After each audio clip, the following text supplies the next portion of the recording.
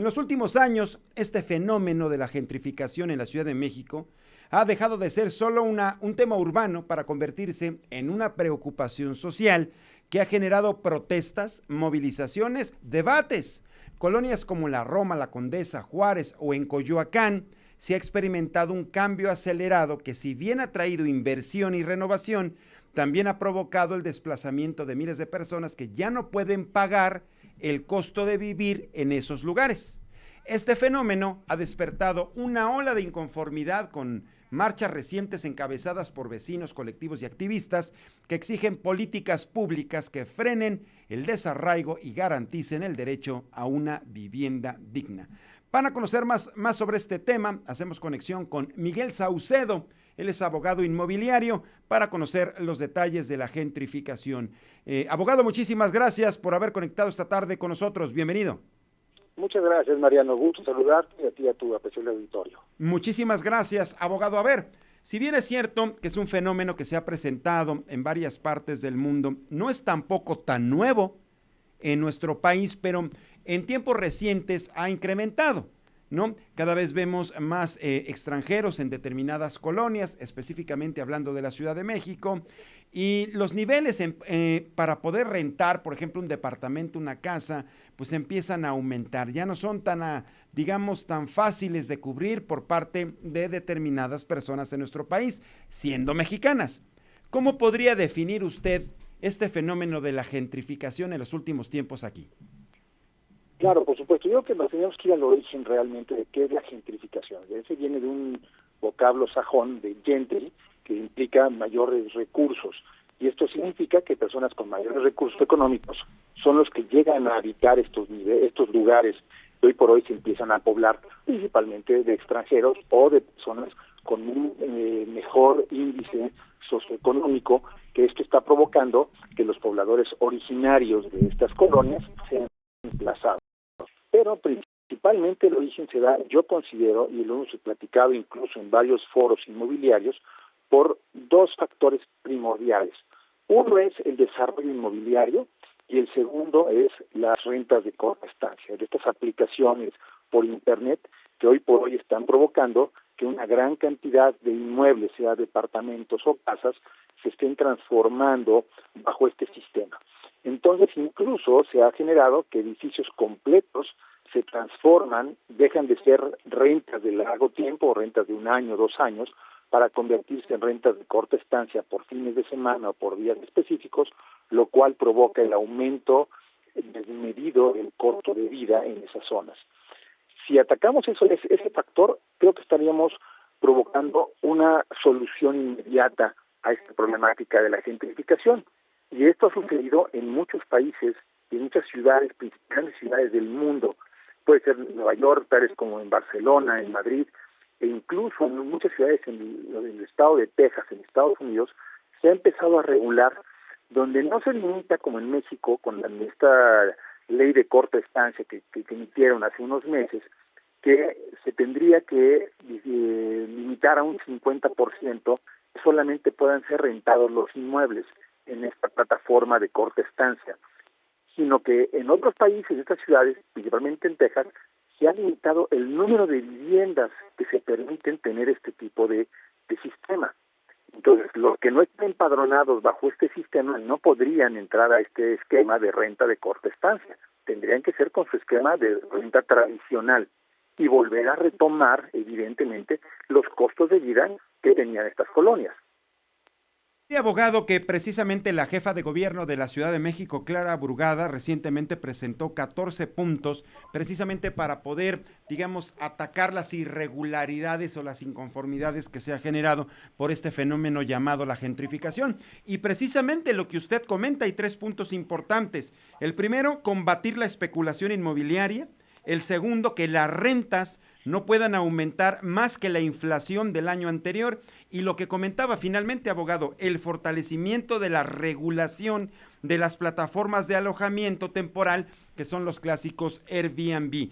¿Qué tendría que usted decir con estas otras propuestas que también presentó la autoridad aquí en la Ciudad de México? Por ejemplo, creación de una defensoría de los derechos de los inquilinos. ¿Esto se puede hacer? ¿Esto puede ayudar precisamente para que un fenómeno como la gentrificación no los afecte? Sí, claro, se puede generar una ayuda a los propios inquilinos con esta unidad que pretende generar la nueva jefa de gobierno de Defensoría del Inquilino, pero sería muy similar a lo que es la Procuraduría de la Defensa del Consumidor. Yo creo que lejos de buscar esa situación de cómo proteger al inquilino, necesitaríamos primero entrar en un tema de regulación. El tema de las rentas no es algo novedoso, la limitación de las rentas, incluso se renovó el Código Civil hace varios meses, donde no se va a autorizar ningún incremento de renta que sea superior al índice inflacionario. Ya no es algo novedoso, ya existe en nuestra legislación. Yo sí creo que el punto más importante, lejos de pensar en la defensa del inquilino, es cómo bloquear que siga creciendo en forma desmedida el número de inmuebles que se siguen rentando bajo estas plataformas de Airbnb de corta estancia, porque esto es lo que está encareciendo el costo de vida, el nivel de rentas en este tipo de zonas. Sí. Si limitamos bajo un empadronamiento real el número de inmuebles, evidentemente se va a bloquear, pero sigue creciendo el número de inmuebles que se siguen rentando. Hay, como comentaba, edificios exprofesos, que todo el edificio se renta bajo esta plataforma de Airbnb. Esto evidentemente genera un altísimo costo de rentas en la zona. Y hay otra propuesta por parte de la autoridad capitalina que ya ha empezado a generar controversia. Por eso es muy importante preguntarle a usted, abogado. Quieren presentar una propuesta de ley de rentas justas, razonables y asequibles. ¿Cómo esto se apega a una realidad? Es decir, ¿cómo puede ser una ley de renta justa en Iztapalapa, a la Colonia Roma o quizá a la Miguel Hidalgo o en Coyoacán? ¿Cómo podría estar presentada esta propuesta? Vamos a pensar primero que nada, no puede ser una propuesta viable, Mariano. Desafortunadamente lo que no ha pensado la señora jefa de gobierno junto con todo ese equipo de asesores es de que existe la Constitución de la República y la Constitución de la Ciudad de México que limita mucho este actuar. Nadie podrá ser privado de sus bienes, derechos y obligaciones derivado por un mandato de autoridad que existe un juicio previo.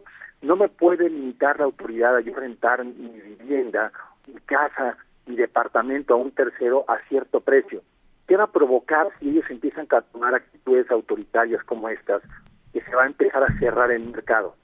Y entonces los propietarios de departamentos y casas ya no van a querer ponerlos en renta. Y entonces va a haber un segundo problema, que va a ser la ausencia de vivienda para rentar. Se puede hacer mucho límite de protección, pero cuando esa protección se vuelve una medida totalmente autoritaria en la cual me van a establecer a mí en cuál es el valor en el cual yo tengo que rentar mi propiedad a un tercero y cuáles son los límites que tengo que llevar a cabo, pues lo mejor que voy a decidir es no rentarlo y levantarlo del mercado y mejor prestárselo a uno de mis hijos o dejarlo parado totalmente para evitar que me controlen de esa forma. Y eso es lo que la mayoría de las personas que tienen en renta un departamento, una casa, no va a querer hacer, abogado, porque definitivamente cuántas personas de eso viven de las rentas, ¿no? Su ingreso es por rentar un mueble. Y ahora bien, ¿qué valor van a determinar que sea el correcto? Que intenten ver que sea asequible para los inquilinos, que sea benéfico para la población o que sea benéfico para el propietario. No podemos proteger a los inquilinos desprotegiendo a los propietarios. Tiene que haber una economía de equilibrio. Exacto. En cualquier país democrático como presume ser México, a pesar de que tengamos ciertos visos de autoritarismo con el actual gobierno como está actuando, hoy por hoy necesitaríamos tener un equilibrio de las normas tanto para unos como para otros. No podemos proteger a unos y desproteger a otros. No podríamos, por ejemplo, adoptar algunas medidas, algunos programas que se aplican en otros países, por ejemplo, donde efectivamente se protege al inquilino, pero también se protege al propietario, abogado. Sí, claro, totalmente. Si hacemos un equilibrio de protección y que la norma proteja a ambos y que no se genere ese desequilibrio, pues sería lo ideal. Pero no podríamos pensar en tomar actitudes populistas de que solamente defendamos a los inquilinos, porque hay que tomar en cuenta que muchos inquilinos han tomado ventaja sobre los propietarios y eso es lo que tiene que llevarse a cabo mediante procesos judiciales porque el inquilino no paga rentas. Claro, efectivamente. Ahora, ¿Qué podemos determinar y concluir rapidísimo, abogado, con este escenario que tenemos y estas propuestas que está planteando el gobierno de la Ciudad de México? En definitiva, ¿este fenómeno de la gentrificación sí puede llegar a controlarse?